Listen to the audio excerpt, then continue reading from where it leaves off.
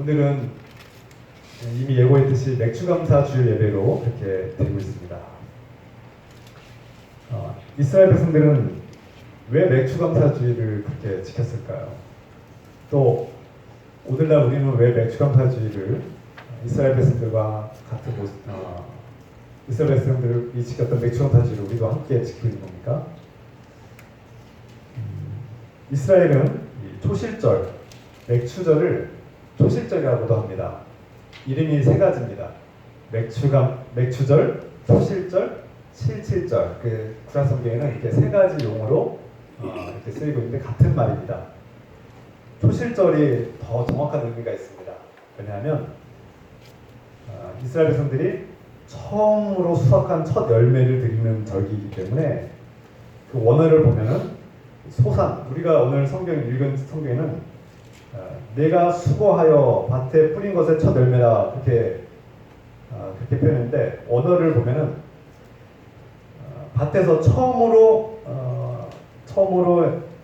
그 수확한 열매가, 그리고 이 마세, 그 소산을 말합니다. 곡식과 소산, 처음으로 얻은 곡식과 소산, 이것을 마세, 그것을 말하고 있습니다. 그래서 우리가 정확하게 말하면 초실절, 처음 익은 열매를 하나님께 드리는 절기다, 그렇게 표현하시는 것이죠.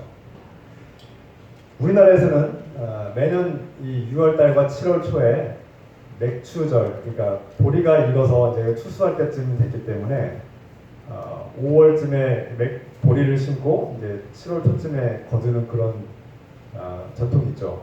그래서 우리는 맥추절, 보리를 추수하는 계절이다, 그렇게 이해가 더 빠르죠. 그래서 우리 한국에서는 맥추절이다, 그렇게 이름을 자주 사용합니다. 근데 원어에서는 초실절, 처음 익은 열매를 드리는 절기, 그렇게 이해하는 것이 더 빠르죠. 과거의 이스라엘 백성들은 이집트 제국의 노예로 살았습니다. 그 짐승 같은 비인간적인 삶을 살았고 강제 노역에 시달렸죠. 그러나 하나님의 은혜로 모세와 함께 하신 하나님께서 모세를 통해서 그 이스라엘 백성들의 고통을 불쌍히 여기셨고 그들을 구원의 길로 인도하셨습니다. 그들을 광야로 인도하셨고 이집트의 강제 노역과 노예 삶에서 해방시키고 자유를 주셨죠. 우리 하나님은 우리에게 죽음의 땅에서 생명의 땅으로 옮기시는 그런 은혜의 하나님이십니다. 그런데 광야의 삶은 어떻습니까? 광야의 삶에서 자유로운 삶은 얻었지만 육신은 배고프고 목마르고 춥고 덥고 고통스러운 삶을 살았죠. 그래서 이스라엘 백성들이 광야에서 불평하고 원망하고 하나님을 배반하는 일들이 반복되었습니다. 그런데 이 광야의 삶이 무조건 고통스러운 삶으로 끝났느냐? 그렇지 않다는 것입니다. 광야는 고통스러운 삶이었지만 자유로운 삶이었고, 이집트에서 그 제국에 억압받은 삶, 그리고 수동적인 삶, 어떤 시키는 일만 하고 스스로의 삶을 주체적으로 살지 못했던 그 이집트의 삶을 청산하고, 또 우상 문화와 우상 숭배와 그런 타락된 죄악의 문화에 젖어 있고 익숙했던 이스라엘 백성들에게 훈련하는 시간이었던 것입니다. 우상 숭배와 죄악과 타락의 문화로부터 벗어나고 그 죄악에 젖어 있는 것들을 씻어버리는 그런 시간이기도 했고, 이것을 훈련할 뿐만 아니라 하나님의 뜻과 방식대로 하나님께서 기뻐하시는 삶을 살아가는 데 훈련하는 시간이었던 것이죠. 40년 만에 때가 되어서 40년 만에 이스라엘 백성들은 하나님께서 약속하신 가나안 땅에 들어가게 되었습니다. 여러분, 가나안 땅에 들어가려면, 하나님이 약속받은 그 약속의 땅에 들어가려면 훈련을 받아야 된다는 거예요. 이 광야에서의 훈련받는 삶이 없으면 가나안 땅에서 삶이 실패할 수밖에 없다는 것입니다. 왜냐하면 가나안 땅이 또다시 이집트에서 그들이 보고 배운 것을 반복할 수밖에 없는 또 다른 죄악의 땅으로 변할 수밖에 없기 때문에 이 광야에서 훈련을 받고 가나안 땅에 들어가야 했던 것입니다.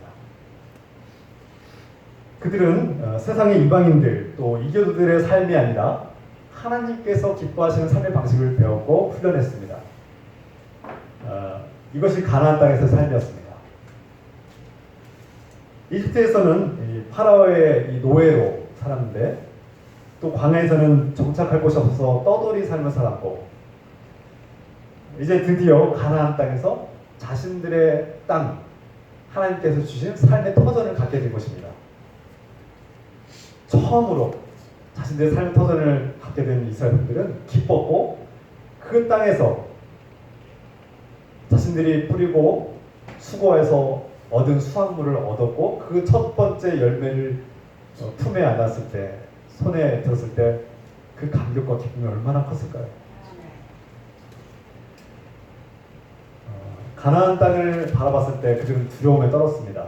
이스라엘 백성들은 저 가나안 땅에 있는 원주민들이 강하고 우리가 감히 싸워서 이길 수 없는 존재들이라고 두려워했는데 하나님께서 그들에게 믿음과 용기를 주셨고 그들은 목숨을 걸고 투쟁하여서 하나님의 약속을 따라서 얻은 땅에서 드디어 첫 번째 결실을 얻은 것입니다. 목숨을 걸고 들어간 땅에서 이제 처음으로 얻은 열매 그 감격이 얼마나 컸을지 우리는 말로 다 설명할 수 없을 것입니다. 이스라엘 백성은 그때 가나안 땅에서 처음으로 경작하고 수확한 열매를 얻은 그 기쁨과 감격에 눈물을 흘리며 하나님께 예배를 드렸고 기뻐하는 감사를 드렸을 것이 분명합니다. 그들은 땅에서 처음 얻은 열매를 하나님께 드렸습니다. 그리고 이스라엘 백성들은 이 눈물겨운 감격과 기쁨의 순간을 자신들이 대대손손 기억하고 자신들과 또 자녀들과 후손들에 이르기까지 이 기쁨을 함께 누리기로 했던 것입니다. 이것이 맥추절의 기원과 시작입니다. 오늘날 우리는 이스라엘 백성들과 전혀 다른 환경에서 전혀 다른 시대에서 살고 있습니다. 우리는 농사를 짓지도 않고요. 이스라엘 백성들과 같은 그런 농사를 짓지 않습니다. 그래서 이스라엘 백성들이 드린 이 맥주 감사의 기쁨을 우리가 동일하게 느낄 수 있을까 의문이 들기도 합니다. 이것을 깊이 고민하고 또 고민하는 어떤 목회자들은 과연 이 시대에 이 도시 속에 살아가는 이 교회에서 이스라엘 백성들이 과거에 오래전에 지켰던 그 맥주감사주의를 우리가 여전히 지키는 것이 마땅할까? 이런 고민들을 하고 있습니다. 저 역시 마찬가지입니다. 과연 농사를 짓지 않고 이 도시 속에 살고 있는 이 현대 교회에서 맥주절을 지키는 것이 얼마나 우리에게 큰 공감대를 일으키고 또 의미가 있을까? 정말 계속해서 성경적으로 또 신학적으로 고뇌를 하고 있습니다. 그런데 우리는 이스라엘 백성들과 똑같은 감격과 기쁨은 아닐지라도 오늘날 우리도 이스라엘 백성과 같은 하나님께 주신 은혜와 감사와 그런 감격을 느낄 수 있다는 것입니다. 남자와 여자가 사랑을 하게 되고 또 그렇게 결혼을 하게 되고 가정을 꾸리면서 자연스럽게 자녀를 낳게 됩니다. 여러분 아련한 기억을 떠올려 보십시오. 여러분들이 결혼 후에 자녀를 낳았을 때 그 자녀 첫 번째 그 자녀 그 첫 아이를 낳았을 때 그때 순간을 기억하십니까? 저는 지금 11년이 지났는데도 불구하고 그 첫째를 낳았던 그 기억이 생생합니다. 여러분들 지금 세월이 너무나 지나서 너무나 오랫동안 세월이 지났지만 그 첫 번째 나에게 주신 그 아기의 탄생의 그 생명의 기쁨을 여러분 한번 떠올려 보려고 합니다. 최근에 우리 집사님의 가정 손주를 낳으셨는데 그 손주를 보니까 어떻습니까? 우리가 그 사랑의 관계를 통해서 처음으로 아이가 태어나면 정말 신비로움을 느낍니다. 청년들은 아직 공감대가 아직 덜할 텐데 앞으로 그런 기쁨을 맛보시기를 소망합니다. 내가 아빠, 엄마가 되었구나 이런 기쁨도 있고 또 한편으로는 이제 부모로서의 무거운 책임감도 느끼지만 가장 중요한 것은 생명이 정말 경이롭고 신기하구나. 야, 이렇게 두 사람이 사랑해서 이렇게 아이가 탄생한 것을 보면 나를 닮은 아기, 부모를 닮은 아기가 태어나서 그 해맑고 순수하고 정결하고 좀 아름다운 그 아기의 모습을 보면 우리 마음이 정말 신비로움을 경험하게 됩니다. 여러분, 우리가 곡식의 열매를 처음으로 얻는 것도 기쁠진데 인생에서의 이런 첫 열매, 생명의 첫 열매를 얻는 것은 일상의 어떤 기쁨과도 비교할 수 없을 것입니다.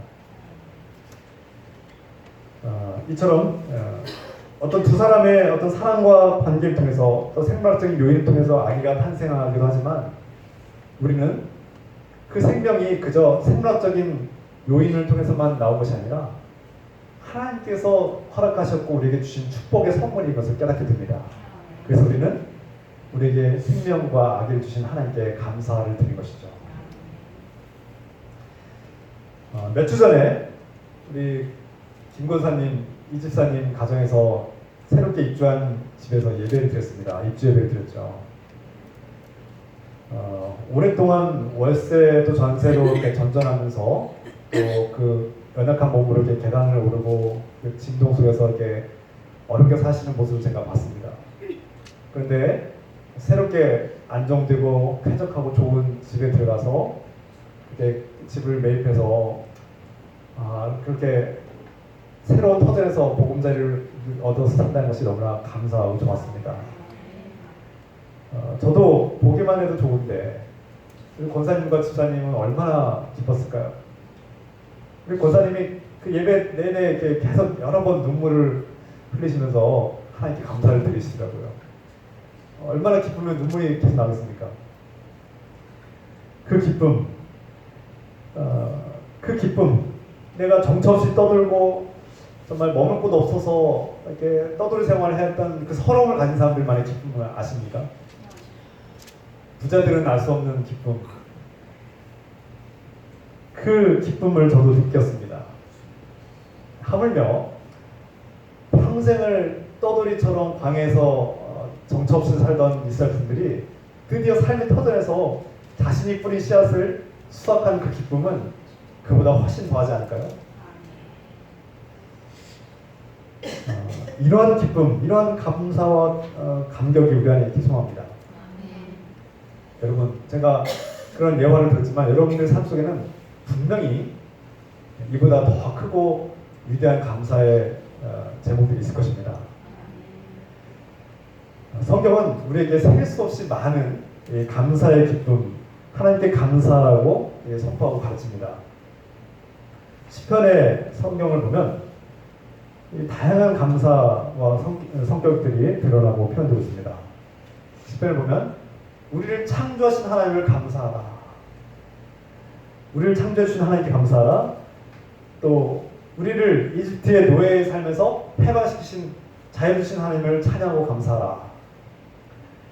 전쟁을 승리로 이끌어주신 하나님께 감사하라. 우리에게 자녀들을 낳게 해주신 하나님께 감사하라. 또 포로에 살면서 해방시키시고 그 바벨론의 포로에서 자유를 주셔서 공으로 돌아오게 하신 하나님께 감사하라. 너에게 이 추수의 기쁨을 주신 하나님께 감사하라. 너의 죄악을 용서해 주시고 너에게 새로운 희망을 주신 하나님께 감사하라. 이런 수많은 감사의 기도 제목들이 시편에 선포되고 또 명령하고 있습니다. 성경은 하나님께서 우리가 감사의 마음을 가져야 된다 그렇게 가르치고 동시에 이것을 표현해야 된다. 하나님께 표현하라 그렇게 말씀하고 있습니다. 중요한 것은 감사의 마음이 스스로 우러날 때도 있고 우리가 스스로 감사를 깨닫고 감사의 마음으로 하나님께 나아갈 때도 있지만 성경은 감사를 명령하고 있다는 것입니다. 감사하라 명령하고 있다는 거예요. 명령. 이 감사라는 것은 하나님을 믿는 사람의 믿음의 본질과 핵심이면서 동시에 어떤 면에서는 책임과 의무이기도 하다는 것이죠. 그리고 이것을 가르쳐야 된다는 말씀입니다. 여러분, 제가 아이들을 키워보니까 아이들이 어렸을 때 부모님이 해주는 그 모든 밥을 해주고 먹여주고 입혀주고 또 이렇게 닦아주고 씻겨주고 돌봐주고 이런 것들에 대해서 아이들이 당연하게 생각하더라고요. 그래서 아이들이 조금씩 크면서 감사하는 법을 제가 가르쳤습니다. 제 아내와 같이 감사하는 법. 작은 것에도 고맙습니다. 또 어버이날 되면 감사의 표현을 하도록 이렇게 가르쳤습니다. 그리고 누군가로부터 또 작은 선물을 받으면 꼭 이게 고개를 이렇게 숙이면서 감사 인사를 하도록 했습니다. 아이들이 뭣도 모르고 그냥 감사를 해요. 처음엔 그것이 정말 우러나온 감사 아닐 수도 있습니다. 그런데 점점 이렇게 성장하면서 아이들이 이게 고마운 것이구나. 그리고 부모님이 나에게 해주신 것들이 당연한 것이기도 하지만 감사해야 되는구나라는 것을 깨닫게 되고 이제는 조금씩 감사의 표현이 나오기 시작합니다. 그래서 제가 아이들 키워보니까 이 감사라는 것은 자동으로 배우는 것이 아니라 스스로 깨닫기까지는 오랜 시간이 걸릴 뿐만 아니라 훈련해야겠구나. 가르치고 훈련을 통해서 감사를 우리가 배워나가야겠구나라는 것을 깨닫게 됩니다. 그래서 성경은 감사하라 명령을 합니다. 감사하라. 그 감사를 통해서 우리가 감사를 가르치고 또 훈련을 받고 그래서 감사의 마음이 어떤 때 감사가 이게 감사한 일이구나라는 것을 깨닫게 된다는 것이죠. 물론 여기서 억지로 강요에 의해서 감사하라는 뜻은 결코 아닙니다. 하나님은 그런 감사를 기뻐하지 않으실 거예요. 우리가 진심으로 그래서 깨닫고 우러나오는 감사를 하나님께 기뻐하시죠. 그런데 그 진심으로 우러나오는 감사가 있기까지 가르치고 훈련하는 것이 필요하다는 것을 말씀하고 있는 것입니다.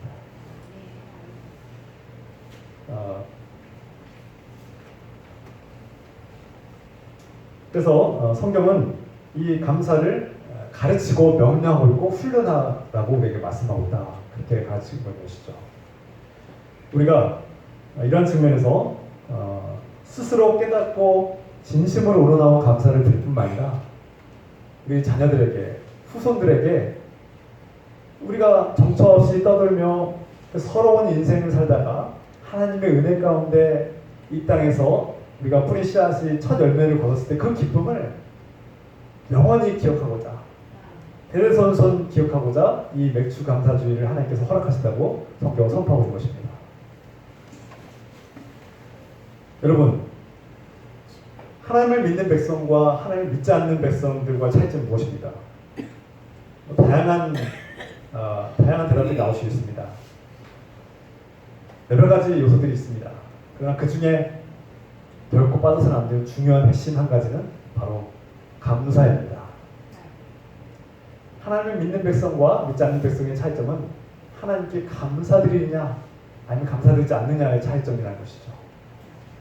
누가복음 17장을 보면 10명의 나병 환자가 나옵니다. 그리고 그 10명의 나병 환자가 예수님의 소문을 듣고 예수님에게 희망을 걸고 나와서 예수여, 우리를 불쌍히 여기십시오.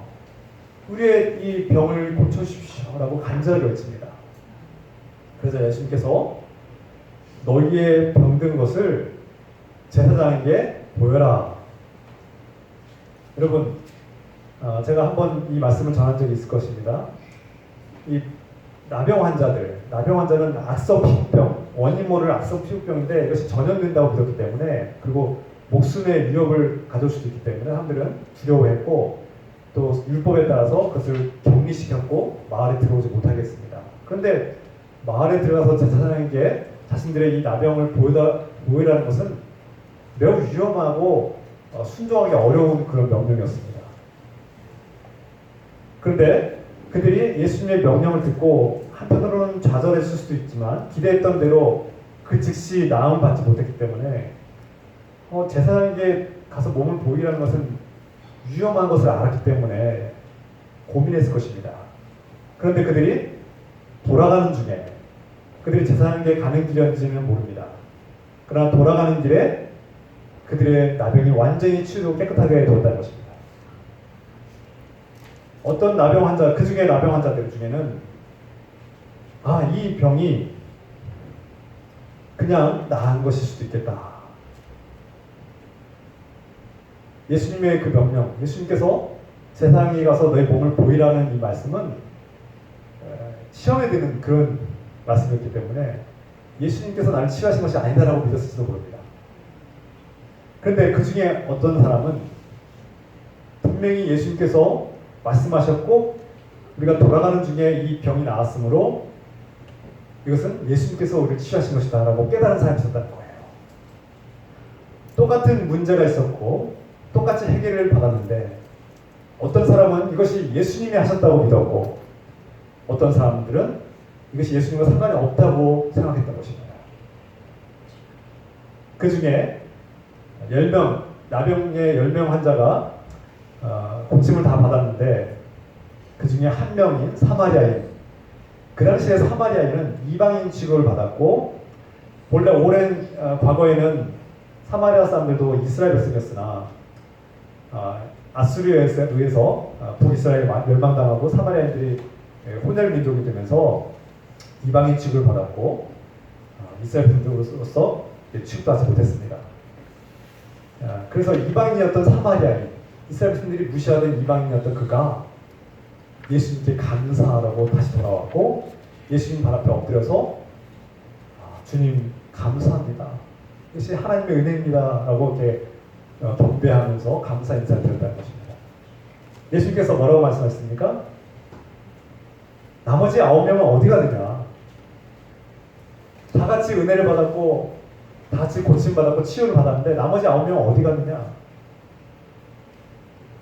그리고 하나님을 알지 못하는 하나님의 백성이 아니라고 선포한 사마리아인들이 그가 하나님 앞에 감사하며 나와서 경배하는 모습을 보면서 내 믿음이 너를 구원하였더라 이렇게 말씀하셨어요.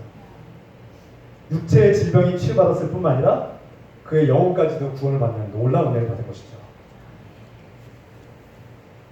여러분, 하나님을 믿는 백성과 믿지 않는 백성의 차이점이 무엇입니까?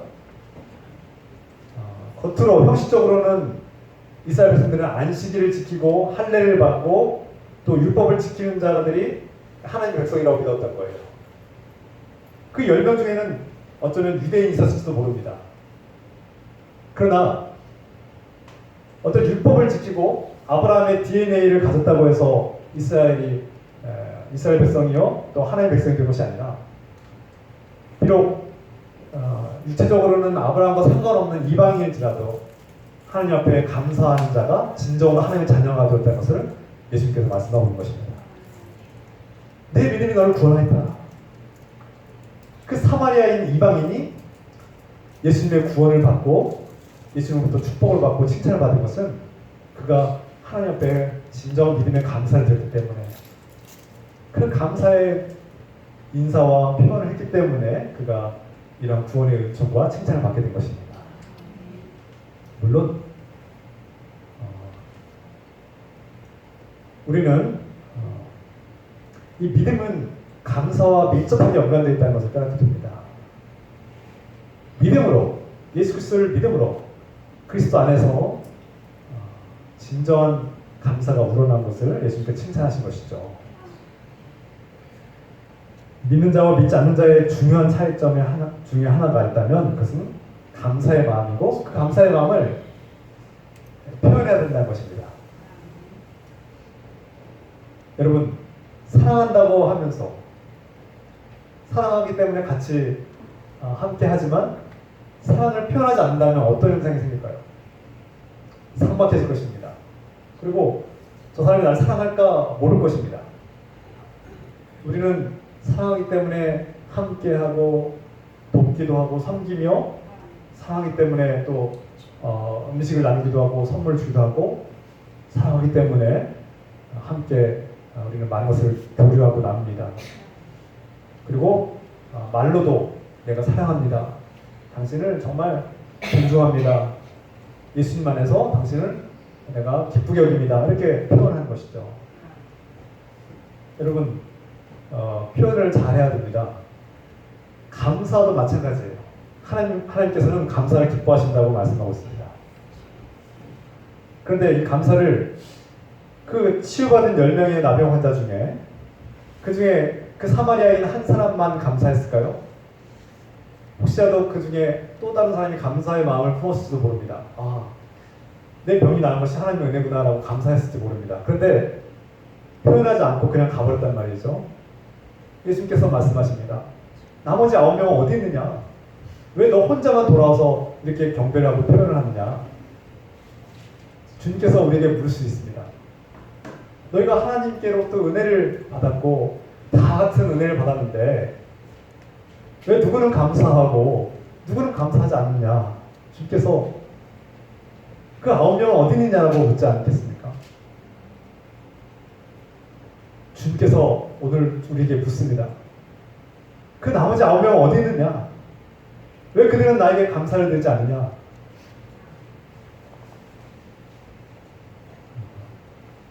오늘날 우리가 살고 있는 이 시대와 환경은 이스라엘과 완전히 다릅니다.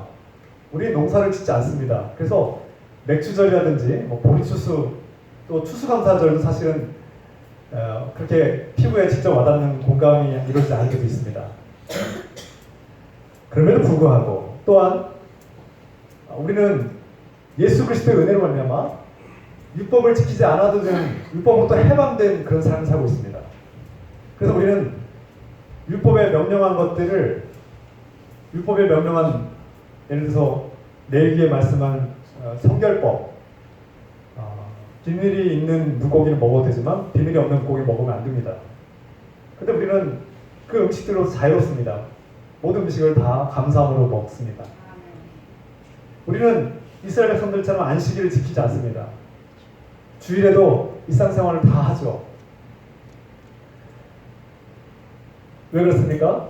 예수 그리스도 안에서 우리는 율법으로부터 해방된 삶을 살기 때문입니다. 그럼에도 불구하고 오늘날 우리가 맥주절을 지키는 이유는 무엇입니까? 감사하기 때문입니다. 하나님께서 하나님의 은혜를 받은, 치유받은 그 9명을 찾으시기 때문입니다.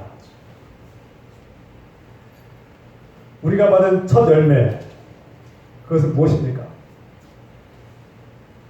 처음으로 내가 받은 하나님의 은혜와 감격, 내가 처음으로 받은 하나님의 사랑, 부족하고 연약하고 죄 많은 내 인생을 용서하시고 사랑하시고 나를 품어주신 하나님의 사랑,